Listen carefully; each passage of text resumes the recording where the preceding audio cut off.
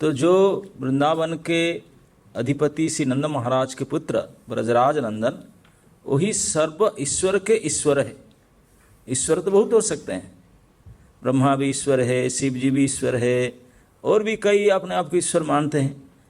जितने ईश्वर हैं, इन ईश्वर को भी ईश्वर ये नंदन ब्रजेंद्र नंदन है, सर्वेश्वरेश्वर।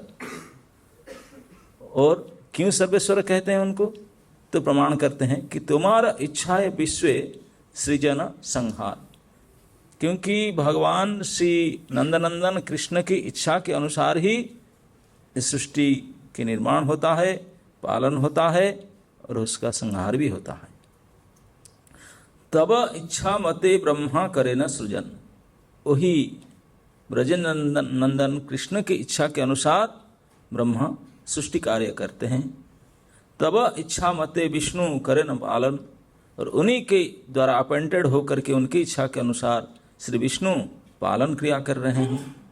तब इच्छा मते शिव करे न संहार, वो अनिहिलेशन डिपार्टमेंट शिव जी को दे रखे हैं और उनके हिसाब से उन्होंने अपना काम कर रहे हैं, संहार कार्य। तब इच्छा मते माया सुजे कारागार, और माया देवी जो दुर्गा देवी दुर्ग के इंचार्ज है, उन्हीं के इच्छा के अनुसार ये जेल बनाया, ये दुर्ग बनाया। तब इच्छा मते जीवेर जन्म मरण, इस जीव का जो जन्म होता है, मृत्यु होता है, ये सब आज पर हिज डिजायर सुपर प्लान वही करते हैं। समृद्धि निपात दुख सुख संगठन, केवल जन्म मृत्यु नहीं, किसी जीव का प्रोग्रेस होता है, उन्नति होता है, किसी का अवनति होता है। समृद्धि, निपात, सुख, दुख आदि आदि जितने जो कुछ घटना घटती है, सब उन्हीं के प्लानिंग के अनुसार होता है, उनके इच्छा के अनुसार होता है। मिछे मायाबद्ध जीव आशा पासे फिरे, झूठ मूठ में हम माया से बंधे हुए जीव बहुत कुछ आशा करते हैं, ये कर डालूंगा, ये कर डालूंगा, ये करूंगा, ऐसे करता हूँ, ऐसे प्लान। हम कितने भी प्लान करें, कुछ भी करें, हम मायाबद्ध जीव झूठ मूठ बहुत हम आशा करते रहते हैं, लेकिन उनके इच्छा के बिना कुछ भी नहीं कर सकते, कुछ भी नहीं होता। हम देखते हैं बड़े बड़े, हम तो छोटे छोटे हैं, भारत के अधिनायक सरकार बड़े बड़े मंत्री पद में रह करके योजना बनाते हैं, 5 वर्षीय, 10 वर्षीय, 20 वर्षीय योजना। एक बहुत बड़ी भारत के नेता थे, 20 साल के लिए सपना देखे, 20 साल में पूरा काया पलट कर देंगे देश के, 20 वर्षीय योजना, लेकिन खुद 20 वर्ष नहीं जी पाए, योजना क्या करे। तो इसलिए भक्तिविनोद ठाकुर कहते हैं कि जीव आशा बहुत करता है, इतना ही कर सकता, लेकिन आपके सैंक्शन के बिना नथिंग विल हैपन। तब इच्छा बिना किछु करिते न पाए। आगे कहते हैं तुमित रक्षकार पालक आमार, आप ही हमारे रक्षक हो और पालक हो। तुम्हारा चरण बिना आशा नहीं आर, आपके चरण के बिना there is no hope, there is no scope, कोई आशा नहीं है। निजा बल चेष्टा प्रति भरोसा छाड़िया, तुम्हारा इच्छा अच्छी निर्भर करिया। इसलिए यही सिद्धांत है, हम चाहे कितने बड़ी कारगर हो, कितने बड़ी पावरफुल हो, कुछ भी हो, अपना बल और चेष्टा के ऊपर कोई भरोसा नहीं करना चाहिए। कब तक टिकेगा, क्या कामयाब होगा, कुछ भी भरोसा नहीं है। इसलिए प्रत्येक को हमको ये जान लेना चाहिए सिद्धांत, निज बल चेष्टा प्रति भरोसा छाड़िया, तुम्हारा इच्छा अच्छी निर्भर करिए। हम कुछ कर पाएंगे होपलेस, लेकिन अगर ठाकुर जी चाहें तो होकर ही रहेगा। आपके भगवान की इच्छा के ऊपर पूर्ण निर्भर रहना चाहिए। इसी को भक्तिविनोद ठाकुर कहते हैं, भक्ति विनोद अति दीन अकिंचन, वह दीन अकिंचन होकर के तुम्हारा इच्छा है तारा जीवन मरण, आपकी इच्छा के अनुसार मेरा जीवन है, मृत्यु है, इसलिए आप जैसे चाहो ऐसे करो। मैं तो आपके दास अनुदासों के दास बन करके सेवक बनना चाहता हूँ। इस प्रकार का समर्पण भाव होना चाहिए। किसके प्रति समर्पण? और किसी के प्रति नहीं, केवल श्री ब्रजेंद्र नंदन सर्वेश्वरेश्वर कृष्ण के प्रति। और सचमुच ये मनुष्य शरीर हमको प्राप्त हुआ, उसका जब लक्ष्य के बारे में हम चर्चा करें, किस लिए हमको सुविधा मिला, है कि नहीं? तो हम लोग तो ज़्यादा कुछ जानकार नहीं है, हमारे पास अज्ञानी है, लेकिन जो बड़े बड़े विचारवान पुरुष है, नाना प्रकार के विचार विमर्श करते हैं, वो इस सिद्धांत पर उपनीत होते हैं कि इस जीव को जब मनुष्य शरीर प्राप्त होता है तो इसमें अनेक सुविधा प्राप्त होता है कि नहीं? जो सुविधा अन्य किसी शरीर में स्थित प्राणी को प्राप्त नहीं होता, ये फैसिलिटी मनुष्य शरीर में है। जैसे आप रास्ता में जाते हैं, प्यास लगता है, किसी ने बड़े उदार व्यक्ति डोनेट करके मीठा पानी, बिस्लरी वाटर, फ्रीज लगा करके ग्लास सब रखा हुआ, आप जाओ टैप खोलो, ग्लास में पानी लेकर के पियो, पी सकते हैं आराम से, व्यवस्था है। लेकिन ये व्यवस्था केवल सभी के लिए करके गया है उदार व्यक्ति, लेकिन मनुष्य के अलावा और कोई पशु पक्षी, उनको भी तो प्यास लगता है, वो पी सकते हैं क्या? गाय भैंस है, चिड़िया है, वो पी सकते हैं? नहीं। यद्यपि उनको मना नहीं है, बट दे क्या नॉट कर नहीं सकते। मैं केवल एक छोटी सी उदाहरण दिया, ऐसे ऐसे अनेकों उदाहरण से आप विचार कर देख सकते हैं। जो सुविधा इस मनुष्य शरीर में है, ये बाकी किसी शरीर में नहीं है। अच्छा बुरा सोच ही नहीं सकते बेचारे। प्रभुपाद जी ने एक बात में बोलते थे, बोले बकरी है, बकरी तो सब देखे होंगे ना? हाँ, दिल्ली वाले हैं, देखते हैं बकरी तो देखे होंगे, बकरी तो खाते हैं, तो देखे क्यों नहीं होंगे? तो बड़े बड़े बुचर हाउस में जहाँ मांस की दुकान है, वहाँ लाइन लगा कर, क्योंकि इतनी डिमांड है, कई बकरी को भेड़ को काटते हैं। बोलते हैं कि जो लाइन लगाकर 10 खड़े हैं, अभी 2 है, 3 नंबर 4 नंबर है, उनके नंबर आएगा, गला कटेगा उनका। तो जो अभी लाइन में है, अभी 2-5 मिनट में उनका नंबर आएगा गला कटने वाले, उनको जाकर के हरी पत्ता या अनाज दो, वो क्या करेंगे? आराम से खाएंगे। जो पता है, वो देख रहे हैं उनके सामने, उनके 2 साथी की गला कट चुका है, उनका नंबर आ रहा है, लेकिन वो आराम से खाएंगे, है कि नहीं? अगर हमारा ऐसे नंबर लगे कि भाई आपके 2 साथियों का गला कटला, आपके तीसरे चौथा नंबर आपका आएगा, और आपको रसगुल्ला गुलाब जामुन दे, आप खाएंगे? ये अंतर है अन्य अन्य जीव का हमारा। ये जो सुविधा ठाकुर जी ने इस मनुष्य शरीर में दे रखे हैं, वह किसी शरीर में नहीं। उसी को हम विचार करना चाहिए। किसी को इतने सुविधा प्राप्त है, पर व्हाट, किसी लिए? हम देखते हैं कि बड़े बड़े ऑफिस में, फैक्ट्री में कई प्रकार के लोग काम करते हैं। कुछ होते हैं तो उनको कंपनी की तरफ से बड़ी सुविधा प्राप्त है, कोठी बाड़ी बंगले, नौकर चाकर सब कुछ मिला है, और किसी को मोटरसाइकिल आदि मिला है, और किसी को कुछ नहीं मिलता, साइकिल चलाकर बेचारे आते हैं। कई प्रकार के लोग होते हैं लेबर क्लास। तो जो उच्च सुविधा, अधिक सुविधा प्राप्त जिनको मिलता है, दिया जाता है, उनसे अधिक उत्तरदायित्व है। They have more responsibility, isn't it? और छोटे जो लेबर क्लास, उनसे क्या रेस्पॉन्सिबिलिटी? आपने गए काम किया है, अपने मतलब नहीं, कुछ उनसे कुछ मतलब ही नहीं। वो 500 आए 500 नहीं भी आए, कुछ फर्क नहीं पड़ता। लेकिन मैनेजर लेवल में जो व्यक्ति होते हैं, वो एक में पूरे प्रकल्प का उत्तरदायित्व रहता है। They are more responsible.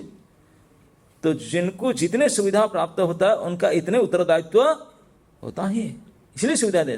तो हमको प्रकृति की तरफ से ठाकुर जी ने इतने सुविधा दिए हैं इस शरीर में, तो हमारा उत्तरदायित्व भी कुछ सभी प्राणियों से सबसे अधिक होना चाहिए। लेकिन हम सुविधा तो लेते हैं, उत्तरदायित्व नहीं करते हैं कि हम आम को समझे क्या है, हम वो किस लिए हैं,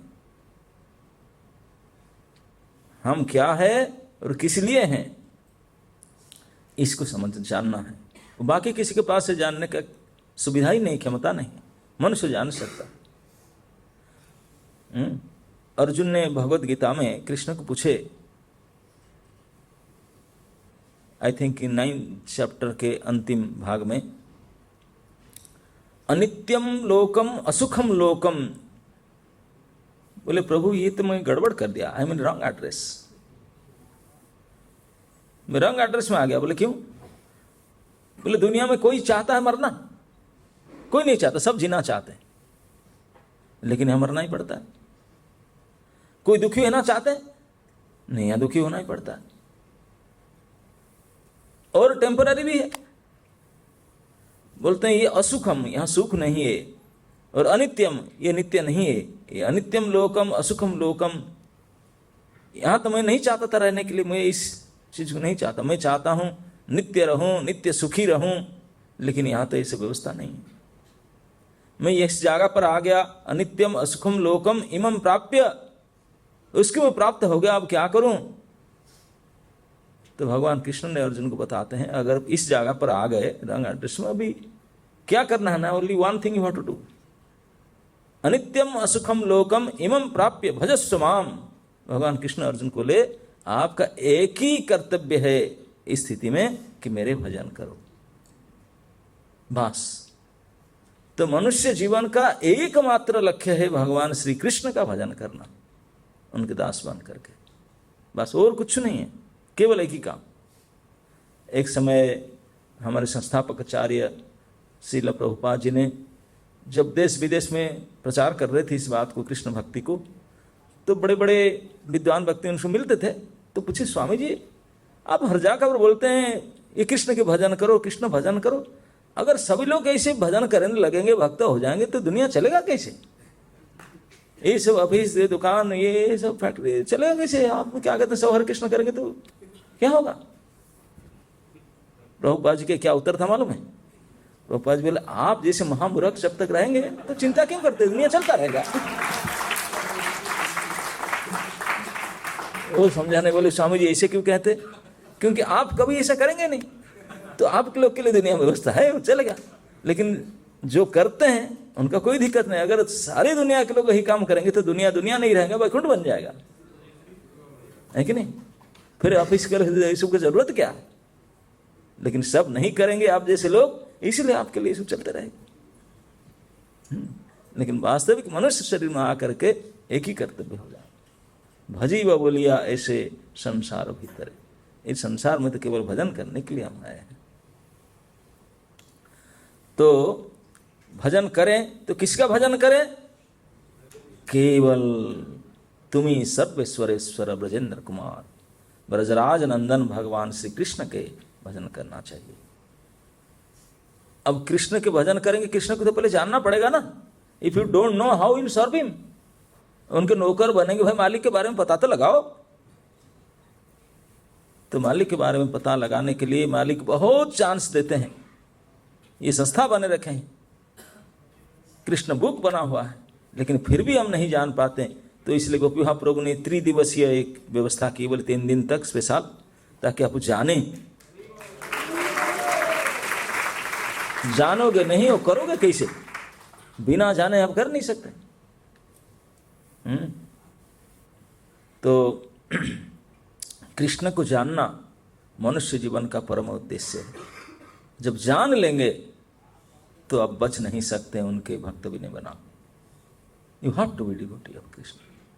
लेकिन मूर्ख लोग जो नहीं जानते हैं, उस बेचारे भुगते हैं, कष्ट भुगते हैं, जानते नहीं। जिनको पता है वो तो तुरंत ही करेगा। तो इस 2024 के जन्माष्टमी भी आ रहा है। अब भगवान कृष्ण की जन्माष्टमी हम हर साल बनाते हैं। अगर कृष्ण के बारे में जो सही से जानते हैं, वो जानते हैं कृष्ण का कभी जन्म होता नहीं, अजय है। अजय मतलब अजन्मा। जिनका जन्म नहीं होता उनकी जन्माष्टमी कैसा? आप किसी को बोलेंगे we are observing Janmashtami festival, किसका? न अनबर्न, जो जिसका जन्म नहीं होता। लोग बोले पागल है क्या, जन्म नहीं होता उत्सव कैसा है? ऐसा ही है। क्यों है? ये सब तत्व है। यही तत्व को समझना हमारे जीवन के लक्ष्य है। जन्म कर्म च मे दिव्यम एवं यो वेति तत्वतः, यही तत्व को समझना। तो कृष्ण अनंत है, उनके गुण लीला और सब कुछ उनके अनंत है। तो आज सुबह भगवान के कृष्ण के बाल सुलभ लीला का कुछ आपने आस्वादन किए थे कि उन्होंने बाल लीला में कैसे कैसे प्रकार लीला करते हैं। तो इसमें हम चर्चा किए थे कि यही क्रम को जारी रखेंगे प्रभु जी का आदेश से। तो सुबह हमने कहाँ तक पहुँचे थे, याद है आप लोग का? कहाँ पहुँचे थे? हाँ, नहीं, आप ध्यान देकर नहीं सुनते। यस, मां जसोदा ने फेंट हो चुकी थी, इजंट इट?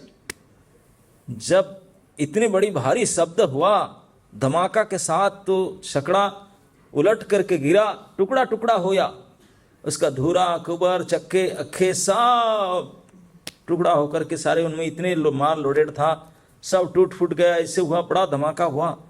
तो इतने बड़े फेस्टिविटी चल रहा था, गान बजान सब लेन देन सब चल रहा था। लोग चिल्लाए, क्या हुआ क्या हुआ?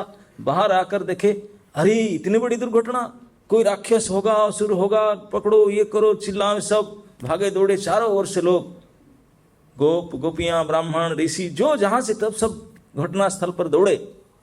इतने बड़े भारी एक्सीडेंट कैसे हुआ? सब दौड़ करके आए। उस सकड़ा के, इस सकट के नीचे सुरक्षित रूप में मां जसोदा ने अपने लाला को पलना बांध कर ही रखा था। उनको चिंता पड़ी, अरे मेरे लाला, ये गाड़ी तो पता नहीं इतने बड़े भारी एक्सीडेंट हो गया, उनका क्या हुआ? वो तो इसमें लटका हुआ था। इसी की चिंता में देखा कि छकड़ा का अवस्था इस प्रकार हो चुका है, दुख के मारे उनमें मूर्छित हो गई। मां रोहिणी ने दौड़ करके गई, देखा कि एक्चुअली हुआ था क्या। जब छकड़ा के को ठाकुर जी के चरण स्पर्श मात्र किया, अरे चरण उछार रो रहे थे, अभी 3 महीना के तो थे। थोड़ा अंदाज करिए, जब हम लोग 3 महीने के थे, भूल तो गए हैं, लेकिन मम्मी वगैरह को पूछिए, जब हम 3 महीने की उम्र के थे, कितना ताकत था हमारा, है ना? नहीं, हाथ पैर उछालते होंगे, मक्खी के भी नहीं उड़ा सकते इतने पावर तो था लेकिन ठाकुर जी के बल दिखाए अपने। ऐसे अति नन्हे नन्हे छोटे छोटे अरुण कोमल चरण, अति से कोमल चरण, अब रोते हुए पैर उछाल रहे थे। इसी उछलते हुए चरण जस्ट स्पर्श मात्र कर लिया था। ये विशाल सकट बड़ी ट्रेलर जैसा था और लोडेड था, हाई लोडेड। उसको स्पर्श मात्र किया और कहां उड़ गया आकाश में। इतने चरण का स्पर्श मत, इतने बल था। और जब वो उड़ गया, वो उसी में पीछे बंधा हुआ था पलना, उसका क्या हुआ? क्योंकि मां जसोदा ने जब लेकर के जा करके अपने लाला को वहां पलना को बांध रही थी, तो देख रही थी लाला के मुंह तो छूट नहीं सकता, महाआकर्षण है, उसको देखते हुए बांध रही थी, तो गांठ ठीक से नहीं बनी थी। भगवत इच्छा से सब होता है, भगवान की इच्छा अनुसार मां जसोदा यहां देख करके वहां बांध रही थी, वो यहां गड़बड़ हो गई, बांधी नहीं ठीक से, आधा फंसी रही, क्योंकि वो देख रहे थे। और बच्चे भी साथ उनको करके भूल गए कि गांठ ठीक से नहीं लगाई थी, ये नाम के मात्र लगी थी। और जैसे वो पैर लगा, छकड़ा जब उड़ने से पहले उपक्रम हुआ, तो वो गांठ खोल गई थी, फिसल गई थी। और 4 अंगुल ऊपर से तो था पलना, नीचे दब गया। 4 अंगुल नीचे कोई गिर जाए, कोई चोट लगेगा? कुछ नहीं हुआ। लालम बिल्कुल सकुशल है, पलने पर है, वो तो वही है, वो वही है। और वो लोडेड ट्रक उड़ गया, वो जो हाई लोडेड ट्रक था वो तो उड़ करके पलट खा करे क्या क्या नहीं हो गया। और जो 5 लड़के थे वो देख रहे हैं, अरे लाला ने किक मार के उड़ा दिया उसको। हम तो पूरी ताकत से किक मारते हैं कि बॉल को यहां तक फेंक देते, जो हवाई है बॉल को, जो फुटबॉल खेलते हैं ना, किक मारते हैं पूरी दम से, कितना दूर तक बॉल जाता है। किसी ने मुझे एक बार पूछा था, गांव में पहली बार फुटबॉल मैच देखा जा करके, गांव के लड़का था, आदमी था, आकर मुझे बोला, हाँ जी क्या हो गया, एक ही बॉल को इस तरफ से लोग, इस तरफ से लोग उसको क्यों लात मारते हैं, क्या गड़बड़ी था उसमें? उसके पीछे दौड़ते हो, लात मारते ही रहते, भागते रहते उसको लात मारने के लिए। ये बॉल का क्या कमी है, क्या दोष है उसमें क्या उत्तर देंगे अपने? इस तरफ से 11 लोग, इस तरफ से 11 लोग, उसी के पीछे पड़े मारते जा रहे किक उसको। भैया क्या क्या, एक आध किक मारो, नहीं, वो भी भागते रहते हैं, वो मारता रहता है किक मार, हाथ नहीं लगाएंगे, केवल किक मारते रहेंगे। क्या दोष क्या था उन्हें, क्यों ऐसा कर रहे हैं? तो क्या बताता मैं? बोला इसलिए उसको किक मारते रहते हैं 22 लोग उनके पीछे भागते भागते, क्योंकि उनका अंदर कुछ है नहीं, हेलो है, उसका अंदर कुछ भर देना बालू भर दे कि मत्थर पत्थर मत्थर कुछ भर दे, एक भी किक नहीं कोई मारेगा। जब अंदर ऐसे फांका होगा ना हालत, तो अब ऐसे किक खाते रहेंगे, लोग मारते ही रहेंगे दौड़ते दौड़ते। तो इसलिए अंदर कुछ भर के रखो तो कोई नहीं मारेगा, अपने पैर पकड़ बैठे बोले रे बाप रे। अगर भरा हुआ बल होता, एक किक मारते तो पैर लेकर हॉस्पिटल जाते, दूसरा नहीं मारते। अब बेचारा बल में कुछ नहीं है, हवा भरा है, उड़ता रहते, उसमें मारते रहते पकड़, इसी वजह से। तो इस प्रकार उनको किक मार के उड़ा दिए। लोडेड ट्रक था, ऐसा नहीं कि फांका था, वो तो हवा था, लेकिन जो सकट था ये तो हाई लोडेड था। वो तो देख रहे थे अति आश्चर्य से बालक लोग। लेकिन जो हुआ, अब घटना तो घट चुका था, अब लोग दौड़ करके देख रहे थे, बड़े सभी का आंख निकल आया था। क्यों हुआ, कैसे हुआ, कैसे हुआ, ऐसे संभव ही नहीं है, कैसे हो सकता था। पूरे नंद ब्रज में सभी को इस सकट के बारे में पता था, और नंद महाराज के घर में कितने माल था ये भी सबको पता था। लोड काल शाम को तो किए थे, काल शाम को घर क्लीन हुआ था, घर से लेकर लोड किए थे, पूरे ट्रक लोड माल था, सबको पता था। अगर गाड़ी में कुछ कमी था, उसके धुरी में, चक में, कुछ पार्ट में कुछ कमी था, तो काली शाम को टूट जाता। काल तो बड़े हम दबा दबा कर चढ़ करके 50 लोग चढ़ करके लोड किए, कुछ नहीं हुआ, कट मट भी नहीं हुआ था, इतने भारी शक्तिशाली था। अगर कुछ असंतुलित होता, कुछ होता तो काल साफ हो जाता। और ऐसा भी कुछ नहीं है, कोई इतने भारी सकट को उलट पालट के लिए आशा हो सकता है कि ये गोष्ठ है, मतलब लाख लाख गाय है, बैल है, बड़े वृषभ हो, दो बड़े बड़े सांड लड़े तो लग गए, कुछ सांड फांड कुछ है नहीं, सब गए हैं चरने के लिए, ना कोई बैल है ना गाय, कोई है ही नहीं। और कोई साइक्लोन भी नहीं हुआ, कोई हाथी फाती भी ये नहीं आए। बोले हाथी और सांड से तो और पलटेगा ही नहीं, लेकिन अगर हो भी कोई ऐसे दुर्घटना, सांड आकर के धक्का लगा दे, मार दे, या हाथी आकर मार पलट दे, कुछ ना कोई हाथी है ना सांड, कोई नहीं है, ना कोई वायु साइक्लोन है, ना कोई ऐसे प्राकृतिक कुछ नहीं है। और अगर कोई आदमी उसको पलट दे, बोले ये तो 50 से 100 बलिष्ठ गोप जाकर मिल कर भी उसको पटक नहीं सकते। काल तो 50 लोग लोड करने में लगे थे, उसको पलटा नहीं सकते। तो हाउ इट हैपन, हुआ कैसे, ये प्रश्नवाची सभी के ललाट पर आया। सबके ललाट पर एक ही प्रश्नवाची, हाउ इट हैपन। इतने विशाल, पूरे हमारे गांव का सबसे महासकट, सबसे बड़ा ट्रक, और हाई लोडेड था, कैसे इसे हो गया। बिल्कुल एक एक टुकड़ा टूट गया है उसका, मतलब ऑपरेशन नहीं हो सकता, जुड़ नहीं सकता, इतने भारी एक्सीडेंट हुआ। सभी का मन में कुछ जानने का प्रयास है नहीं। कोई साइकिल गिरने कैसे गिरा, सब कई मतामत देते हो, इसके वजह से, इसके वजह से। लेकिन जितने लोग इकट्ठा हुआ, हजारे गोप गोपियां, सब, किसी को कोई बोलने बनती नहीं थे, क्या बताएं। कोई बोलता इसके कारण लेते, ये भी कारण नहीं, ये भी कारण नहीं, कोई सटीक कोई अंदाज भी नहीं कर सकते थे कि कैसे हुआ। नंद महाराज, बड़े बड़े ऋषि, ब्राह्मण, गोपियां सब आकर दौड़ आए, देख करके सब आश्चर्य की सीमा में। पता तो करना होगा, नंद आंगन में, कोई ज्यादा दूर की बात नहीं, महाराज नंद के आंगन में ही ऐसे अति विस्मय घटना घटा, तो उसको जानना तो पड़ेगा ही। इन्वेस्टिगेशन कमेटी फॉर्म हुआ, अन्वेषण जारी हुआ, पूरा अच्छे अच्छे लोगों को मिला करके इन्वेस्टिगेट करेंगे, बिल्कुल पता लगाना पड़ेगा अन्वेषण करके, how it happen, why it happen. बड़े बड़े विज्ञ व्यक्ति की कमेटी बैठा, उन्होंने खूब जांच पड़ताल किए, जीरो, कुछ नहीं मिला, कोई कारण नहीं पता चला। वो बेचारे क्या करें, जो संभावना था सब रूल आउट है, कुछ नहीं। वो बच्चे 5 यहाँ खेलते थे, बोलते हम बतावे, और सब बच्चे लेस देन 3 years old, 1.5-2 साल के बच्चे थे। उन्हीं के 2-3 महीना के थे, वो कोई 6 महीना के, 8 महीना के, ऐसे सब थे। वो बोलते हम बतावे, अरे हम इतने पक्के बाल वाले, जटे वाले, हम नहीं बता, तुम बताओगे, क्या बताओगे, तूने क्या बताओगे, कुछ बुत बोले।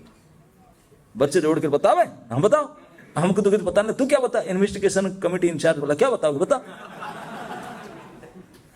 बच्चे दौड़ करके गए, हुआ था क्या कि पालने पर तो वो रो रहे थे। जब एक्सीडेंट भारी हो गया था और ट्रक पलट कर टूट टाट गया, माल टूट गया था, भगवान रो रहे थे क्योंकि बच्चे से हट गए। भगवान के लिए दिस नथिंग, रो रहे थे पलने में। और बच्चे आश्चर्य को देख रहे थे, इतना 1000 लोग इकट्ठा हो गए करे उनको, वो तो बेचारे रो रहे। रोहिणी देवी सीधा दौड़कर बोले पलने में देखो लाला क्या हो। देखे जाकर शिशु बिल्कुल सकुशल है, कुछ भी नहीं हुआ। उनको उठाकर दौड़कर आए। नंद गृहिणी जसोदा जो मूर्छित अवस्था में थी उसको उठाकर उनके गोद में दिए, उनको चेत आया। अच्छा, जैसे उनको चेतना आया, आंख खोली, तो माँ जसोमता ने आंख खोल करके अति आश्चर्य के साथ अपने संतान के, अपने शिशु के एक एक अंग, चरण से लेकर के सीख तक बिल्कुल ध्यान से देखने लगी। कहीं गड़बड़ी तो नहीं है, इतने भारी एक्सीडेंट हुआ, क्या है कुछ है, देखे कुछ भी नहीं है। वो तो रो रहे, बोले काहे को डिस्टर्ब कर रहा है, उनको भूख लग रहा है। उनको सुला कर अपने फेस्टिवल कर रहे थे। सब देखे, कई बोले नहीं डाला तो डर गई होगा, इसलिए डरा होगा, इतने बड़े भारी हुआ। तो जो भी हुआ किसी को कुछ पता नहीं चला।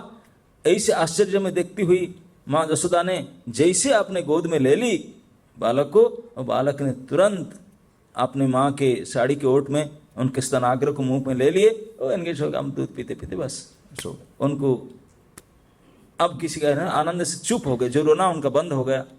क्योंकि निखिल आश्रय, समस्त अखिल ब्रह्मांड को आश्रय देने वाले अब रो रहे थे, उनको आश्रय चाहिए था, इसलिए तो रो रहे थे। किसका आश्रय चाहिए था? मातृ स्तन का आश्रय चाहिए था, मातृ अंक का। माँ जसोमती के आश्रय उनको चाहिए था, उनके गोद में उन स्तनपान करना चाह रहे थे, इसलिए ये सर्वेश्वरेश्वर रो रहे थे। उनको कौन समझे, जब माँ के गोद में गए हमसे चुप हो गए, दूध पीने लगे। और दूध पी रहे थे, युवा इन्वेस्टिगेशन कमेटी, उनका आश्चर्य की सीमा नहीं था। बच्चे जो बोले क्या बताओगे, वो 4 बच्चे दौड़ते दौड़ते आए। माँ जसोमती बैठी थी, उनका गोद में लाला बिल्कुल मुंह छिपा करके दूध पी रही थी। उनके 2 चरण बाहर थे, आ करके छोटी छोटी अंगुली में उसके दाहिने पैर में लगा करके इसी ने किया, ये नहीं क्या बोलते, इसी पैर ने किया। वो तो रो रहा था, उनको क्या पता, लेकिन इसी पैर में, इसी राइट लेग, इसी ने एक्सीडेंट किया। बोला हम देखें, चश्मा थोड़ी लगाया था हमने, ओपन आई में हम देखें, इसी राइट लेग ने whole accident happened because of this. कोई विश्वास करेगा? बोले हट यहां से, झूठ कहीं से बोल, बिल्कुल सत्य भाषण कर रहे हैं, लेकिन कोई समझने के लिए तैयार नहीं। बोले यार ये बच्चों वाली बात, हट, ये 3 महीना के लड़का ये हाई लोडेड ट्रक को ऐसे उड़ाकर पटका दिया, व्हाट आर यू टॉकिंग। कोई नहीं विश्वास करते, बड़े बड़े इन्वेस्टिगेशन कमेटी इंचार्ज, लेकिन सत्यवाल बोल रहे हैं, वो बोल रहे हैं कि हम देखें, हमारे सामने इसी पैर ने लगाया था, इसी अंगुली ने लगाया, और वही हालत हुआ। अब माने ना माने क्या करें। बहुत विचार विमर्श करके बोले जो हुआ वो तो कुछ कारण तो पता नहीं चला, बच्चे ये बात कह रहे हैं, वो तो विश्वास योग्य था नहीं। तो जो भी हो, सर ऋषि मंडली, ब्राह्मण और बाकी बुला करके बोले सब इकट्ठा करो, जो हो गया, बड़ा भारी अमंगल हुआ है, इस अमंगल के निराकरण तो करना पड़ेगा। अमंगल के निराकरण के लिए सारे पाठ टुकड़ा टुकड़ा होकर सब पड़ा था, उसको इकट्ठा किए, इकट्ठा करके तो फिट होने का चांस ही नहीं था, इतने टूट फूट गया था। अब बोले कि अभी पूजा करेंगे, स्वस्ति वासना करेंगे, पवित्रीकरण करेंगे, कि अमंगल नाश करेंगे। कैसे भारी घटना कैसे हुआ पता तो नहीं चला, कुछ किया कैसे हुआ क्या हो, जो भी हुआ, इतने बड़े अमंगल जो घटना हुआ उसको मंगल क्रिया के द्वारा उसको मंगल कार्य करेंगे, इसके लिए सब लगे थे स्वस्ति वाचन आदि करने में। और बच्चे अपने बोल रहे थे, इसी के कारण हुआ ऐसा। इस प्रकार से समस्त ब्रजवासियों को अत्यंत आश्चर्य में डाल करके और आनंद में डाल करके, आनंदित भी होते थे और आश्चर्य भी होते थे, और विश्वास किसी का नहीं होता था कि इन्होंने ऐसा किया। ऐसी स्थिति में नंदनंदन बढ़ते रहे ब्रज में, जशोदा के स्तनपान करते हुए हुष्ट पुष्ट हो रहे थे। अब 3 महीना का तो हो ही चुके थे जिस दिन ये इवेंट हुआ, और धीरे धीरे वृद्धि होने लगे। 3 महीना में 90 डेज हो चुका था, और हफ्ता 10 दिन के बाद 100 दिन के होने वाले थे, 100 सेंचुरी लगाएंगे। तो आप लोग जानते हैं, एक बच्चे आजकल तो जिस दिन पैदा होते उसी दिन कोई एडवांस नाम रख लेते हैं पैदा होने से पहले, नहीं तो पैदा होने के बाद भी नामकरण करते हैं कि संस्कार, जानते नहीं? नामकरण एक अति आवश्यक संस्कार है। अभी तक आप जितने यहाँ बैठे हैं, जो नहीं भी बैठे हैं, कोई लड़के या लड़की हो जिसका नाम ही ना हो ऐसे तो हो नहीं सकता। भले कोई मर मिट गए लेकिन नामकरण होकर फिर मरते। हम उसी केस में देखते हैं वसुदेव जी ने, उनके पुत्र जन्म होते थे और कंस जाकर मारता था, पैदा होते ही मर्डर होते थे, लेकिन पैदा होते उनका नाम दे देते थे, नाम होने के बाद फिर मरते थे ये देखेंगे हम, भागवत प्रमाण है। कीर्तिमान, सुसेन, नाम कर देते थे, और नामकरण होने का वही दिन 2 मिनट्स उनका डेथ होता था। जानते थे मरने वाला, फिर क्यों नाम रखते थे? बोले नाम तो होना चाहिए क्या हुआ? तो नाम बहुत जरूरी है। इस दुनिया में अगर कोई असली नित्य सत्य वस्तु होना, वो केवल नाम ही है। एक बहुत बड़े वैज्ञानिक साथ मेरा एक चर्चा हो रहा था, बता रहे थे, बोले जैसे टेबल है, आप ट्राई टू अंडरस्टैंड, ये टेबल है, बोले अगर किसी समय आएगा कुछ दुर्घटना से, अभी टेबल तो देख रहे रखा हुआ है, चौकी है उसका ऊपर ये रखा, कि किसको एक्सीडेंट हो, कुछ हो, ये टूट गया, टूट करके बिल्कुल टुकड़े टुकड़े हो गया, लेकिन वो जो नाम टेबल वो नहीं मिटेगा। ये वस्तु टूट गया, टुकड़े टुकड़े हो गया, अब 6 महीना तक पड़ा रहा, 6 महीने के बाद फिर बोले नहीं नया बनाना पड़ा, बना कर लाए, तो क्या बोलेंगे उसको? टेबल ही बोलेंगे, वो नहीं मिट सकता। कोई पेड़ है, अब कोई विशेष दुर्घटना हुआ कि साइक्लोन हुआ, वो पेड़ बिल्कुल टूट गया, उसको तोड़ ताड़ कर जला खत्म कर दिए, लेकिन 200 साल बाद बोले यहीं पे ये पेड़ था, ये पेड़ कभी मिट नहीं सकता, वो नाम नहीं मिट सकता। वो भले उनके स्वरूप मिट जाए, वस्तु कुछ खत्म हो जाए, नाम नहीं मिट सकता। नाम ही इतने, वही इटर्नल नित्य सत्य वस्तु वही है नाम, तो नहीं मिटता। तो नामकरण इसलिए बहुत आवश्यक संस्कार है। मनुष्य में और दूसरे प्राणी में यही तो अंतर है। मनुष्य के एक विशेष संस्कार नामकरण होता है, बाकी कुछ पशु पक्षी का नामकरण होता है। कोई पालतू कुत्ते बिल्ली का भी नामकरण करते हैं, लेकिन वो घर में जब लाते हैं तब करते हैं, ऐसे उनके जन्म से उनका मम्मी पापा तो नहीं करते हैं। कोई चूहा, बिल्ली, सांप, कुत्ता, भेड़, बकरी, कोई उनके किसी के मम्मी पापा, उनका घर में कोई पैदा होता है, भेड़ बकरी गाय बछड़े, कोई नामकरण करते हैं? नहीं। हम जब उसको पालते हैं, मनुष्य जब लाते हैं, मनुष्य के संपर्क आने से नामकरण होगा, क्योंकि नामकरण बहुत ही बड़े उच्च संस्कार है। वो इससे उच्च जाति केवल मनुष्य ही करते हैं, और मनुष्य से ऊपर जितने हैं वो लोग करते हैं, उससे नीचे एनिमल सोल्डिंग नहीं है। एक महान संस्कार है। बाकी किसी में भी मनुष्य के संस्पर्श में आने से चूहा, बिल्ली, कुत्ते का भी नाम होता है कि नहीं? पेट है, तोता, किसी का भी नामकरण करते हैं। अपना घर में जिसको रखते हैं मनुष्य ने, उनके नामकरण करते हैं। लेकिन बाकी किसी में, कोई जीव जोनि में ये संस्कार नहीं है, केवल मनुष्य में संस्कार है विशेष। बाकी दूध पीना, बड़ा होना, चलना फिरना, ये तो सब में होता है, लेकिन नामकरण किसी का नहीं होता।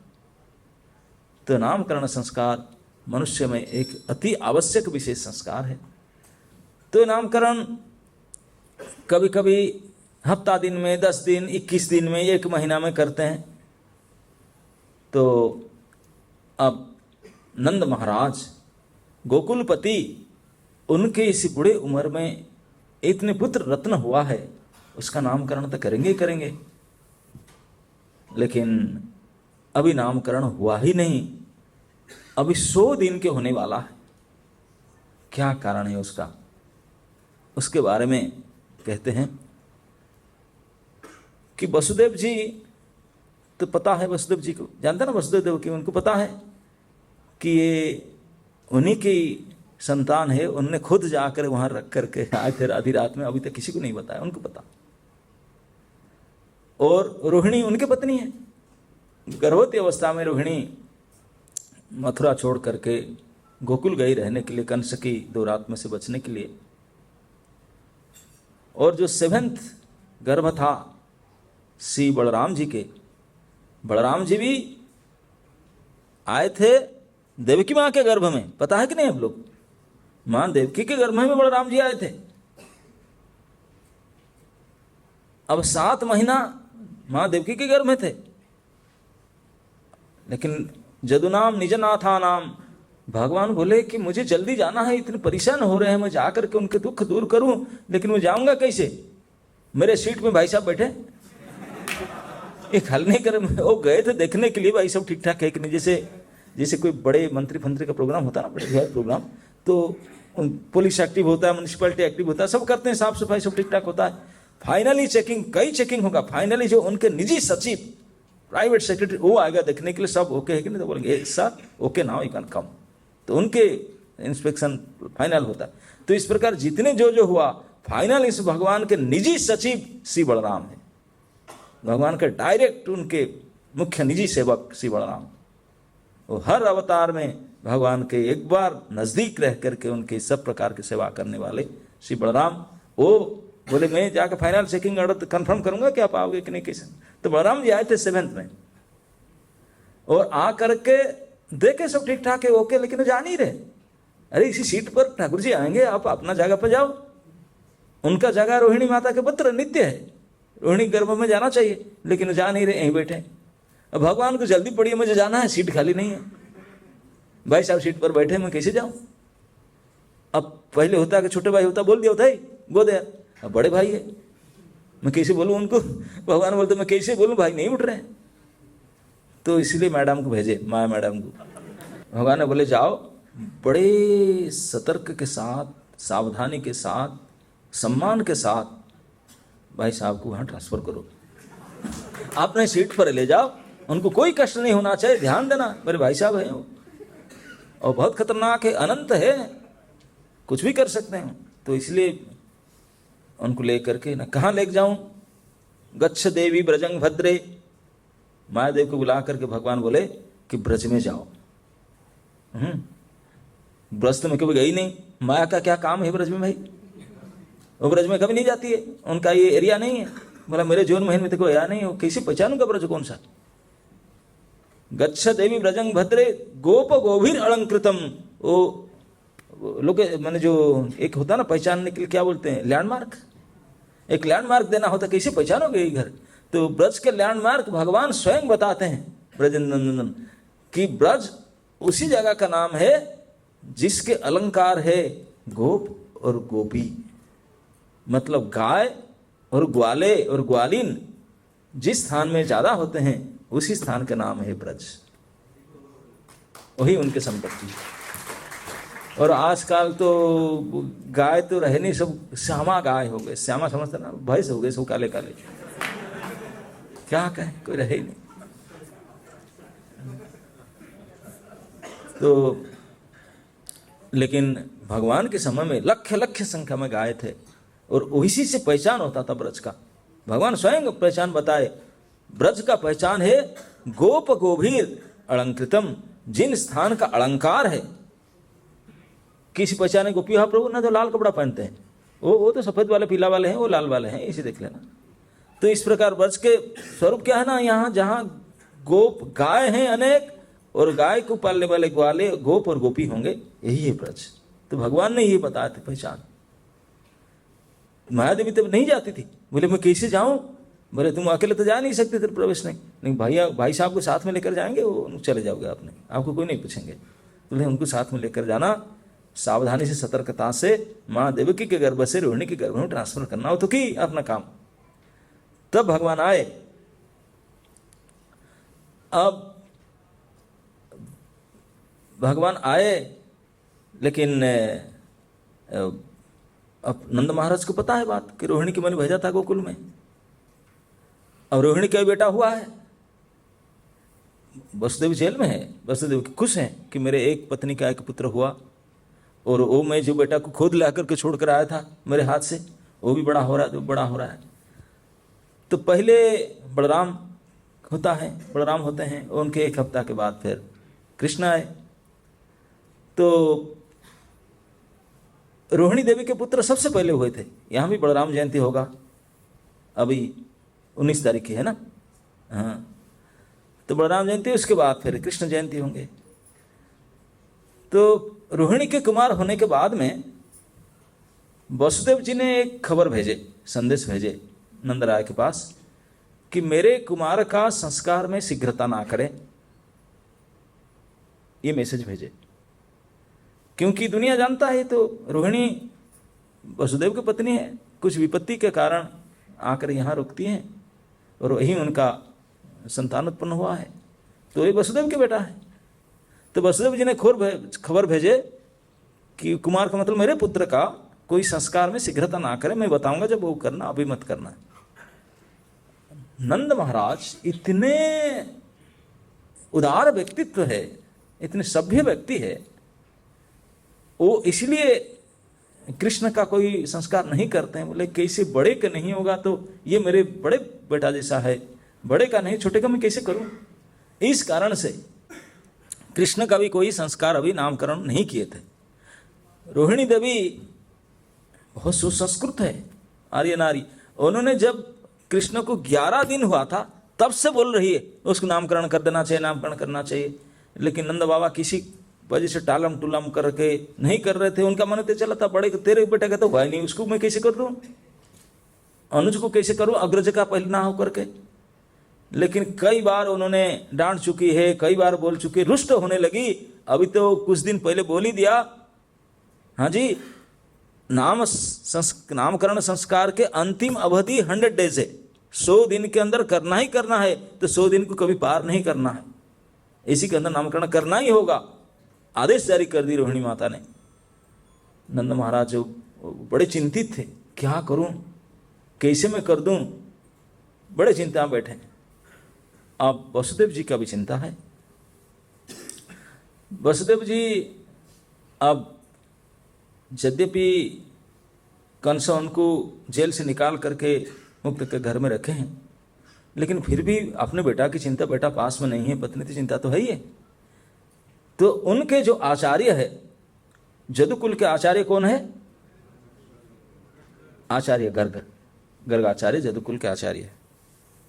वसुदेव जी ने प्रार्थना की, बोले आचार्य जी कृपा करके आप जा करके मेरे पुत्र का संस्कार कर दीजिए, क्योंकि तो मेरे बेटे हैं, मेरे गोत्र के हैं, मेरे वो उनके आचार्य है, शांडिल्य जी हैं, जो भी है वो तो गोकुल वाले हैं, लेकिन मेरे पुत्र का संस्कार तो मेरे पुरोहित आप हैं, आप करेंगे, तो कृपा करके जाए। वो रिक्वेस्ट करके बोले आप प्लीज़ गोकुल, क्योंकि मेरे बेटा यहाँ नहीं है, मैं तो इस अवस्था हूँ, आप जाकर वहाँ उनका संस्कार कराए, थोड़ा देख भी आइए कैसा है और उनका संस्कार करा जाए।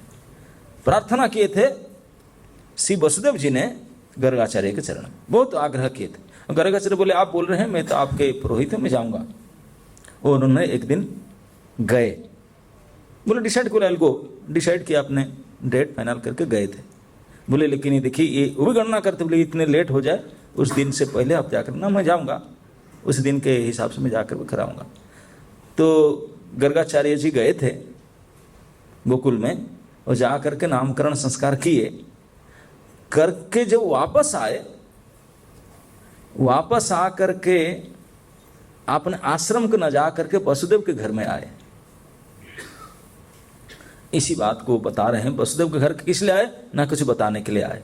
इतने उत्साहित थे, इतने खुश थे कि अपने घर न जा करके शाम हो गया, फिर भी वसुदेव के आए। आप लोग गर्गाचार्य के बारे में जानते हैं कि नहीं? आचार्य गर्ग बहुत उच्च कुलीन पंडित ब्राह्मण है, भगवान शंकर की अति निजी शिष्य है, खास शिष्य है, सर्व वेदांतविद है, विशेष करके महाज्योतिर्विद है। ज्योतिष शास्त्र में उनके समान कोई पारंगत नहीं है, द्वितीय शंकर जैसा। और गोरे तक शरीर, थोड़ा ऊंचाई है, हाइट है ज़्यादा, तपस्या साधना में दिन बीता है, बिल्कुल सन्यासी है, मतलब श्वेत वस्त्र है, श्वेत वस्त्र पहने हुए थे, श्वेत जटा, पिंगल जटा था, बिल्कुल गोरे तक हाइट वाले शरीर, शरीर में बलि पलित समझते ना, अरे एजेड हो जाने के बाद जो चमड़ा थोड़ा सिकुड़ जाता ना, लाइन दिखाई पड़ता है ऐसा। और उसमें जटाजुट धारण किए हैं, शुद्ध वस्त्र, श्वेत वस्त्र, श्वेत माला, श्वेत स्फटिक माला। स्फटिक देखे आपने? स्फटिक एक पत्थर होता है, बिल्कुल ट्रांसपेरेंट ग्लास की तरह होता है, शीशे की तरह लगता है, लेकिन शीशे नहीं है, वो पत्थर होता है स्फटिक। भगवान शंकर पहनते हैं शुद्ध स्फटिक माला। तो शंकर जी के शिष्य थे तो स्फटिक माला पहने हुए, सब बिल्कुल गोरे तक। और कहीं भी जाते हैं, क्योंकि विरक्त पुरुष थे, दंड छत्र धारण करते थे। छत्र, दंड, पिंगल, जटा, विशाल ऐसे ऊंचा शरीर। उनको देख करके उनका बारे में तो सारे भारत में बड़े लोग सब जानते थे, महान ज्योतिर्विद है। कोई भी दूर से पहचान लेता था तो आचार्य गर्ग है। विशाल त्रिपुंड और ऐसे शरीर को देख करके, दंड छत्र को देख कर कोई भी पहचान लेता था। और जब मथुरा में आकर के जदुकुल के आचार्य बने तो आसपास में कई किलोमीटर तक उनका ख्याति फैल गया था कि अगर भविष्य के बारे में जानना है ना, गर्ग से जाकर पूछ लो, आचार्य गर्ग से, 100% ट्रू है ना। नहीं तो आचार्य गर्ग ने इसलिए डिसाइड किया, बोले मैं जाऊंगा गोकुल, बड़े आग्रह करके मुझे रिक्वेस्ट कर रहे हैं वसुदेव जी ने, मैं जाऊंगा, लेकिन सुबह सुबह नहीं जाऊंगा। क्यों नहीं जाऊंगा? क्योंकि अगर जाऊंगा कि ब्रज में प्रवेश करते ही कोई भी साधारण लोग, पब्लिक मुझे पहचान लेंगे देख करके मेरे स्वरूप को, फेमस। और कोई भी व्यक्ति का मन में अपने भविष्य जानने के लिए इच्छा किसका नहीं होता है, बताइए। आपको अगर पता चले ये विशेष कोई ज्योतिर्विद थे जो सच होता है, अब छोड़ेंगे उनको? भाड़ में जाए क्लास, चलो पहले ये बताओ। प्रत्येक व्यक्ति के मन में आपने भविष्य के बारे में जानने के लिए परम उत्कंठा होता है कि नहीं? बहुत इच्छा करते, बोले मैं विश्वास करूं ना करूं, बोलो तो सही, कुछ तो बताओ। बहुत इच्छा रहता है जानने का।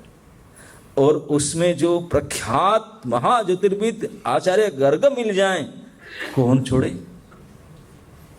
केवल आपने लिए नहीं पूछेंगे, पूरे परिवार के लिए पूछेंगे। और मित्र मंडली को बुलाएंगे, अरे आ जाओ आ जाओ, अभी यही है। आपने लिए तो पूछेंगे ही, अपने परिवार के लिए, सबके लिए। और जहां तहां फोन फान करके सबको ही लगा ले, बोला ऑफलाइन नहीं तो ऑनलाइन ही पूछो। अभी अवेलेबल है ऑनलाइन। तो इसलिए अगर मैं इसी प्रकार से जाता, लोग आकर मुझे विचारों से पूछते, तब तो फिर मैं शाम तक नंद भवन पहुंच ही नहीं पाता। क्यों? क्योंकि स्वयं गर्ग कहते हैं कि मेरा पहचान, लोग मुझे पहचान लेते हैं, और मेरा ये स्वभाव है कि लोगों का विनम्र निवेदन को मैं रुक्ष बन करके अस्वीकार करना मेरे से संभव ही नहीं है, मेरा ये स्वभाव नहीं है। समझ में आता है कि कोई लोग आकर के, गुरुजी प्लीज आपको पैर पड़ता हूँ, प्लीज कृपा करके थोड़ा बता दीजिए ना, इस प्रकार को विनम्र अनुरोध करे, नहीं बोले ये रुक्ष होकर के इनके अनुरोध को अस्वीकार कर लेना, इस प्रकार ये मेरे स्वभाव में नहीं है। I can't say no to them. Gargacharya बता, मैं तो मेरे स्वभाव में है ही नहीं है। कोई ऐसा अनुरोध करेगा तो मैं अवश्य ही उसका काम करूंगा, तो मना नहीं कर सकता। और इसी वजह से इसलिए मैं आश्रम से बाहर ज्यादा निकलता नहीं, क्योंकि यही है खराब। कोई लोग मिल जाते हैं इतने, वहीं भी बढ़ जाते हैं, फिर वो आगे बढ़ नहीं पाता। तो इसलिए गर्गाचार्य ने डिसाइड किए कि मैं जाऊंगा थोड़ा लेट में, क्योंकि गोप सब ग्वाले हैं, सबका घर में हजारों संख्या में गाय है, लाखों संख्या में गाय है। वो सुबह गोदहन आदि करेंगे और 8-9 बजे तक उनका तो ऑफिस चाहिए, गाय लेकर निकल जाते हैं चरगाह के, फिर आएंगे शाम तक, कोई घर में नहीं रहते। तो गाय लेकर गोष्ठ से निकल जाए तब मैं जाऊंगा, कोई डिस्टर्ब नहीं करेंगे, एकांत में बृहस्पति से मिलूंगा। ब्रजराज तो राजा है, वो घर में रहेंगे। तो ही विचार करके उस दिन निकले थे। सुबह अपने प्रातः नित्य क्रिया आदि करके, ब्रेकफास्ट आदि ले करके थोड़ा लेट में निकले थे। और सच में जब निकले थे, रास्ता में कोई पब्लिक मिले नहीं उनको, क्योंकि सब गए थे गांव से गोष्ठ में। और उन्होंने बड़े जल्दी से दोपहर से पहले, मतलब 10-11 बजे तक, ज़्यादा दूर तो है नहीं, 10 किलोमीटर था, पहुंचे। और नंदराय ने गोष्ठ में ही उनको मिले थे, वो भी घर में नहीं थे, गोष्ठ में ही थे। नंदराय ने जैसे देखे, उनको दूर से पहचान लिए, आकर के प्रणाम किए साष्टांग। ये बात श्री गर्गाचार्य ने वसुदेव को बताते हैं उनके घर में जाकर के। जब वासुदेव को बता रहे थे शाम को श्री गर्गाचार्य ने, तभी उनके शरीर में रोमांचित हो रहा था, उनके निर्मल द्रुग से आंसू झर रहा था। अपने आप को बड़े कंट्रोल करके बोल रहे थे, तभी भी उनके स्मरण जब आ रहा था और बोल रहे थे, बोले हे वसुदेव, वसुदेव आपको प्रणाम किए। बोले आचार्य आप आए। बोले रुको, कोई पूजा अर्चना मुझे नहीं, क्योंकि आज तो आचार्य गर्ग स्वयं वसुदेव जी का पूजन करना चाहते हैं। बोलते हैं कि आप धन्य है, महा सौभाग्यवान है वसुदेव आप। क्या बताऊं, आपके आग्रह से, आपके अनुरोध से मैं आज गोकुल गया था। ना अच्छा गए थे ना आज गया था। अगर आपके आग्रह के अनुसार आज मैं ब्रज न जाता तो मेरे जीवन अपूर्ण असफल रह जाता, मेरा जीवन परिपूर्ण ना होता। बोले मैंने खुद इस मनवंतर के शुरुआत में, सृष्टि के शुरुआत में मैंने, मतलब इतने पुराने हैं वो, सृष्टि के शुरुआत में मैंने खुद साक्षात्कार कर चुका था कि इस सप्तम वैवस्वत मनवंतर के 28तम द्वापर के अंत में साक्षात स्वयं परात्पर परम ब्रह्म परम पुरुष भगवान इस धरा पर पधारेंगे। बोले ये बात मुझे तभी पता चल गया था, ज्योतिष विज्ञान के अनुसार मैं गणना कर चुका था, मैं साक्षात्कार हो गया था। लेकिन उनके साक्षात दरस और परस आज आपकी वजह से मुझे मिला, इसीलिए मैं घर न जाकर आपके पास आया, आपको स्वागत धन्यवाद देने के लिए कि आपके कारण आज मेरा जीवन कृतकृत्य सफल हो गया। धन्य।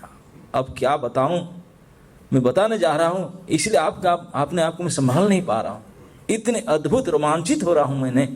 ओ हो, मेरे जीवन का आज के दिन अविस्मरणीय रहेगा पूरे जीवन में। Today is the best of the best day of my life, Acharya Garg कहते हैं। क्यों, क्या हुआ ना, मैं जब सुबह इस प्रकार निकला था, आप मुझे बता रहे थे कि आप जाइए, Nand Maharaj ji gentleman, is a nice man, you are perfect. मैं नंद को मिला नहीं था, आज मुझे भेंट हुआ। वास्तविक इतने सभ्य, इतने उदार, इतने संकोची, ओ हो, इतने महापुरुष है, महामना है, मानना पड़ेगा। Is not ordinary, extra ordinary personality. बोले जब मुझे दूर से देखे, गोष्ठ में थे, दौड़ कर के आए, शीघ्रता से मुझे प्रणाम किए, दंडवत प्रणाम किए, साष्टांग प्रणाम करते समय अपने नाम, अपने पिता के नाम, अपने गोत्र, उसको स्पष्ट उच्च शब्द से उच्चारण करते हुए मुझे प्रणाम किए। प्रणाम करने का ये विधि है। हम लोग केवल मार देते हैं, फोन में दंडवत बोल देते हैं, लेकिन साष्टांग प्रणिपात का विधि है कि जो प्रणाम करता है वो अपने नाम, अपने एड्रेस, अपने पिता का नाम, अपने गोत्र बोल करके बोलेगा कि प्रभु ये मैं हूँ, मेरे ये एड्रेस, मेरे पिता का नाम, ये मैं आपको प्रणाम कर रहा हूँ, कृपा करके मेरे प्रणाम स्वीकार करें। क्योंकि this is exchange, I am offering my obeisances, मेरे प्रणाम स्वीकार करें, बोलना चाहिए। ये लेन देन की बात है, तब ये स्वीकार करेंगे तब जाकर प्रणाम कंप्लीट होगा, है कि नहीं तो आप दे रहे हैं और जो ले नहीं तो बनेगा कंप्लीट कैसे होगा? ये लेन देन की बात है। तो ये प्रणाम करने से ऐसे संकल्प पाठ करके प्रणाम करना होता। बोले उन्होंने बाकायदा ऐसे कहे, अपने नाम, पिताजी के नाम, गोत्र आदि को स्पष्ट उच्चारण करते हुए साष्टांग प्रणाम किए और उठ करके प्रणाम करके मुझे बोले आप सर्वविद है, पूरे वेद वेदांग की ज्ञाता है, महाज्योतिर्विद के आपके समान तो कोई ज्योतिर्विद, साक्षात मूर्तिमान मूर्ति है अपने ज्योतिर्विद के, और शंकर भगवान के प्रमुख शिष्य है। ऐसे मुझे स्तुति करने लगे, मेरा बड़ाई करने लगे। बोले ऐसा नहीं कि मेरा बड़ाई है केवल यही कि मैं जहाँ भी जाता हूँ सब जगह मेरा ऐसे पूजा अर्चना और मेरा स्तुति करते हैं लोग, अनेक जगह पर। मैं तो ब्रह्मलोक से लेकर के सब जगह में घूमता हूँ, प्राय जगह पर लोग मुझे ऐसे सम्मान करते हैं, स्तुति करते हैं। लेकिन वसुदेव जी, जो नंद महाराज का स्तुति था वो सबसे अलग था। बोले क्या? बोले नंद महाराज के जो मेरे प्रति जो वाक्य बोल रहे स्तुति थे, उनका शब्द में सच्चाई था, उनके स्वर में विनम्रता था, हृदय के स्पर्श कर रहा था, मुझे लग रहा था जेन्युइन, बिल्कुल सत्य नम्रता के साथ, कोई कपटता नहीं था। बाकी जगह में तो अच्छा प्रभु जी आएगा, प्रणाम प्रभु जी, अंदर बोलते पता नहीं क्यों आ गया आज, है कि नहीं? कभी कभी हम जाते हैं, बारिश हो जाता है, थोड़ा कीचड़ हो गया, कोई देख लिया, पता नहीं कहाँ जहाँ तहाँ आ जाते हैं यार, अभी कैसे प्रणाम करूं, ये मंत्र बोलकर प्रणाम करेंगे, झुकेंगे सही, ऐसे बड़े कंफ्यूज होकर वो गाली दे दे करके पता नहीं कीचड़ के सामने आ गए, कैसे प्रणाम करूं। लेकिन अन्य जगह की स्थिति में और नंद महाराज के वाक्य में इतने अंतर था कि बिल्कुल हृदय को स्पर्श कर रहा था, उनके स्वर सौष्ठव, उनके नम्रता, उनके बात में जो सच्चाई था, जो सभ्यता था, बिल्कुल लग रहा था कि ये परफेक्ट जेन्युइन है। मनुस्तुति के और मैं बोल दिया, गर्गाचार्य बोलते बोला कि आपको लगता है कि आप कुछ बोलना चाहते हैं और रुके रहते हैं, निसंकोच बोलो ना, कोई संकोच नहीं, बोलिए क्या चाहते हैं। तो दोबारा मेरे पैर पकड़ करके प्रणाम करके बोले, श्री चरण के पास संकोच क्या है, आप तो सब जानते ही हैं। इस आपके सेवक का एक पुत्र रत्न हुआ है और आज उसको 100वां दिन होने वाला है, आज उसका 100 डेज हो जाएगा। और रोहिणी देवी ने वो मेरे सम्मानिया है, मेरे पूज्या है। ये तो सबसे बड़ी बात है कि भैया वसुदेव ने मुझे इस सेवा के लायक समझा, ये विशेष सौभाग्य मुझे दिए कि भाभी रोहिणी को मेरे पास भेज दिए। उनके अंदर भरोसा था कि यहाँ ये सुरक्षित रहेगी, मैं सेवा कर पाऊंगी, ऐसे मुझे योग्य माना, वही मेरा महासौभाग्य है। उन्होंने मुझे चुन करके मेरे पास भाभी रोहिणी को भेजे। रोहिणी भाभी आई, ब्रज का सौभाग्य उदय हुआ, उनके प्रथम कुमार हुआ और उन कुमार का अभी कोई संस्कार नहीं हुआ, क्योंकि उन्होंने वसुदेव जी ने खबर भेज दिए कि मेरे पुत्र का संस्कार में शीघ्रता ना करे। वसुदेव की बात तो मैं जानता हूँ, ये तो अकारण कुछ बात कहेंगे नहीं, बहुत विज्ञ व्यक्ति है, समझदार व्यक्ति है। वो कोई मैसेज भेजे हैं, निश्चित रूप से उसका कोई विशेष कारण होगा, उनका बात तो मानना पड़ेगा। तो इसलिए मैं उनका कोई संस्कार नहीं किया, तो बड़े का अग्रज का ना करके अनुज का कैसे करूं, इसके लिए मैं बड़े दुविधा में फंसा हूं। और मेरे पूज्य रोहिणी देवी ने बारंबार बाध्य करती है, आदेश दे रही, झगड़ा कर बैठी, अभी तो बोल दिया कि 100 दिन को लेट नहीं होना है, तो इसलिए मैं आज घर भी नहीं जा रहा हूं, क्या करूं, आज तो लड़ेगी मेरे साथ और मेरे लिए सम्मान्य है, मैं उनके आदेश को मान्य कर ही नहीं सकता। हाँ टुटू, इसी चिंता में पड़ा था। और भगवान की विशेष कृपा से आज आप पधारे, आप मेरे घर में आए, मैं आज धन्य हो गया, पवित्र हो गया, मेरे कुल पवित्र हो गया, मेरे पितर तृप्त हो गए, सब सुधर गया। क्योंकि आप जैसे महानुभाव महापुरुष, आपका तो कुछ काम ही नहीं है, आश्रम में रहते हैं, भजन करते हैं, लेकिन आपका पर्यटन करते हैं, किसी के घर में जाते हैं, केवल उनके कल्याण करने के लिए ही जाते हैं। आपका जो दूसरा कोई प्रोजेक्ट होता नहीं है। निश्चित रूप से नंद गोकुल को कोई महाकल्याण करने के लिए आप पधारे हैं, नहीं तो आपका आने का क्या जरूरत है।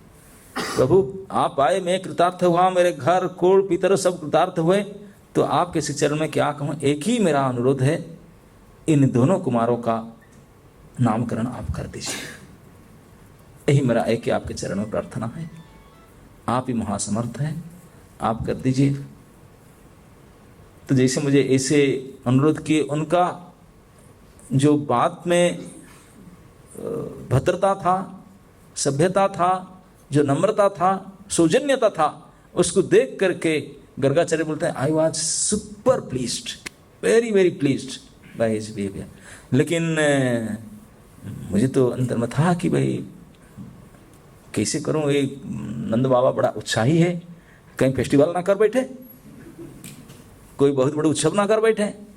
तो इसलिए मैं बोल दिया, बोले आपको तो पता है गोकुलपति कि मैं जदुकुल के पुरोहित हूँ, अगर मैं संस्कार करूं तो दुनिया वालों को पता चलेगा ये वसुदेव का लड़का है, क्योंकि वसुदेव जदुकुल के पुरोहित हैं।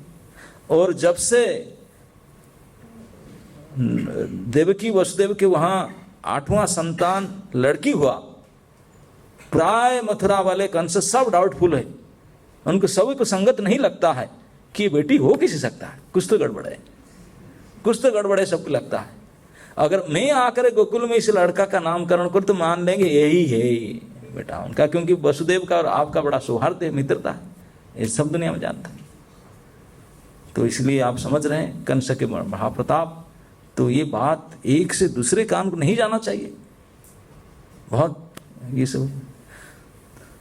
तो इसे मैं जब बोला गर्गाचार्य जब ऐसी बात बताए तो तुरंत श्री नंद महाराज ने बोले आचार्य चरण को कोई चिंता की बात नहीं, 2 से तीसरे आदमी को कैसे जानेगा, कोई संभव आशंका नहीं छोड़ेंगे कि बात कोई फैले। मैं कोई उत्सव नहीं करूंगा, मेरे भाइयों को नहीं बुलाऊंगा, मेरे बंधु बांधव ज्ञाति कुटुंबों को किसी को नहीं बुलाऊंगा, कोई फीस्ट नहीं, भंडारा नहीं, पूजा नहीं, यज्ञ नहीं, हवन नहीं, कुछ नहीं। केवल मेरे दोनों पत्नियों को, दोनों कुमार को ले आने के लिए खबर करता हूं। यही गोष्ठ में, ये तो गौशाला है, उसको कोई, ये तो परम पवित्र नित्य पवित्र स्थान है जहां गोमय डेली होता है, जहां गोबर डेली गिरता है, ये स्थान नेचुरली पवित्र होता है। आप लोग को पता है, आप इटालियन मार्बल लगाए घर में, लेकिन लक्ष्मी पूजा की कोई पूजा करेंगे, कोई देवता नहीं आएंगे उसमें बैठने के लिए जब तक गोबर नहीं लिपेंगे, है ना? नहीं, गोमय बसती लक्ष्मी, तो बाकी किस चीज में नहीं आते। तो गौशाला नित्य पवित्र स्थान है जहां गोबर रहता है। तो नंदराज के गोष्ठ में सेवक लोग ने सुबह सुबह गोधन, जब गाय दोहन के बाद में, गाय लेने से पहले सेवक ने गोबर उठा करके साफ कर देते, सूख गया, अभी बड़े पवित्र है, गोबर के सुगंध आ रहा है, गोमूत्र गोबर के। हम लोग को तो आजकल के मॉडर्नाइज्ड लोग है, दुर्गंध लगता है, लेकिन वास्तविक वेरी वेरी पवित्र है। तो बोले यहाँ पे तो कोई पवित्रकरण करना जरूरत नहीं, जमुना के बाजू में है, जमुना जल ले आएंगे, थोड़ा स्वस्ति पाठ करके आप यहीं कर दे, कोई आपको भी ज्यादा आडंबर करना नहीं चाहिए, अभी कर दीजिए। सचमुच उन्होंने थोड़े जमुना के जल, दुर्भग्रास और थोड़े पुष्प ले आए और जल ले आए। तो मैं पंचोपचार में पूजा कर लिया, गणपति पूजन कर लिया, और उन्होंने अपने दोनों पत्नी को, रोहिणी भाभी को और उनके पत्नी जसोदा को बुलाए। दोनों अंक में दोनों कुमार को लेकर के आए। जसोदा जी ने अपने अंक में, अपने गोद में रोहिणी नंदन को लेकर आए थे, रोहिणी भाभी ने अपने गोद में जसोदा नंदन को लेकर आए थे। समझ गए ना? छोटे को भाभी ने लाई थी, रोहिणी भाभी ने, और गोरे को, बड़े को जसोदा देवी ने लेकर आए। लेकर आकर के पहुंचे तो सबसे पहले जसोदा की गोद से बड़े कुमार का पहले नामकरण होगा। जैसे स्वस्ति वाचन करके गर्गाचार्य बैठ गए, आसन बिछा दिए, उसमें बैठ गए, तो बड़े कुमार को जसोदा की गोद से लेकर के और उनके रख दिए उनके गोद में। गर्गाचार्य देखे, बोले ये देखो साक्षात अनंत शेष हैं, उनका मैं नामकरण क्या करूं, उनका तो नाम, उनका नाम है। बोले वसुदेव आपको तो पता है, आपके जो गोरा कुमार है, गौर कुमार आपके, उन बेटा का रोहिणी नंदन का नाक्षत्रिक नाम तो शेष है, और वो तो है ही है शेष हमेशा, लेकिन गोकुल के लिए ये ठीक नहीं था। तो इसलिए मैं उनको ले करके, नंद बाबा देख रहे थे क्या नाम दूंगा, उनका क्या नाम रखेंगे। मैं बोला देखिए, उन्होंने इतने सुंदर रूप है, कितने गोरे तक कर्पूर गौर उनका स्वरूप है, और पूरे संसार में सभी को अति सुंदर लगेंगे, सबको आनंद प्रदान करेंगे, तो इसलिए उनका नाम राम होगा। रमयति इति राम। सबको, सभी रमण करेंगे उनके गुण में, उनके रूप में, सौंदर्य में, इसलिए उनका नाम राम होगा। का नाम राम नाम नित्य है ही। और बोले अच्छा ना, क्योंकि इस सृष्टि में जितने बलशाली लोग हैं, बलवान है, उनके शिरोमणि होंगे, सर्वश्रेष्ठ बलवान होंगे, इसलिए एक नाम उनका बल भी होगा। बृहस्पति को यह नाम बड़ा पसंद आया, बलिया है ना? नहीं, बल है और राम है, और बड़े सभ्य होंगे, इसलिए नाम उसको बलभद्र बोलेंगे कि भद्र है, इज वेरी जेंटल।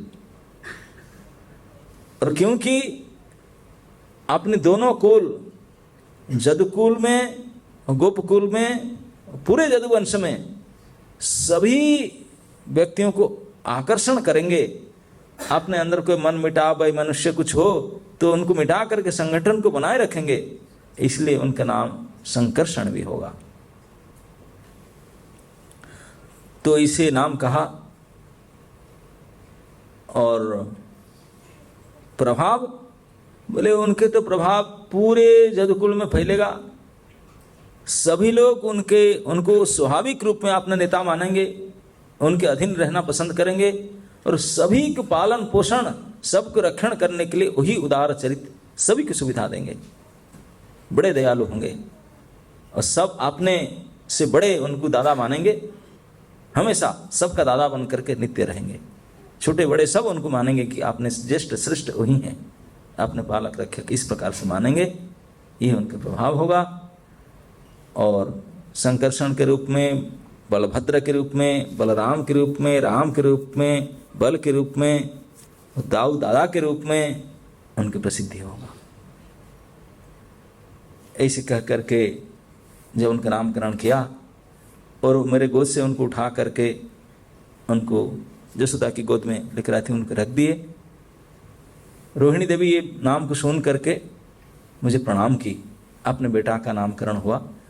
प्रणाम कैसे की? बोले आंचल बिछा करके नीचे फिर प्रणाम की। ये एक तरीका है जो स्त्रियां प्रणाम करती है, खाली धरती पर प्रणाम नहीं करते, यहाँ अपने साड़ी के पल्ले बिछा देते हैं फिर उसको प्रणाम करते हैं, क्योंकि धरती उनके भार को सहन नहीं करती। इसलिए स्त्रियां को दंडवत प्रणाम, साष्टांग प्रणाम मना है, धरती देवी सहन नहीं करेगी। उनको पंचांग करना है, वो भी कुछ डालकर प्रणाम करते हैं, सर लगाते हैं। तो उन्होंने प्रणाम की, विधि की ज्ञाता थी। अभी दूसरे कुमार, आपके जो छोटे कुमार है, उनको वसुदेव जी ने रोहिणी दीदी के भाभी की गोद से लाकर जब मेरे गोद में डाल दिए, रखे, तो बस गर्गाचार्य बोलते हैं कि उनके शब्द में, उच्चारण करने में कुछ त्रुटि आने लगा। बोले मैं तो अपने आप को संभालने के लिए बहुत परिश्रम करना पड़ा, कंट्रोल नहीं कर पाया मैंने अपने आप को, सारे शरीर में रोमांचित आ गया, क्योंकि साक्षात परात्पर परम ब्रह्म के स्पर्श और उनके दर्शन, दरस परस कोई साधारण बात नहीं। हाई करंट शरीर में आ गया और मैं क्या कहूं, कुछ समय तो बिल्कुल निस्तब्ध होकर के रहा, बड़े कठिनाई से आपने आपको संभाल करके रखा। तो बोलने के आचार्य कुछ बताइए, उनके बारे में कुछ बोल नहीं रहे। तो बड़े संभाल करके बोलने का प्रारंभ किया। अब क्या बोले ये बात दूसरे सेशन में बताएंगे, है ना।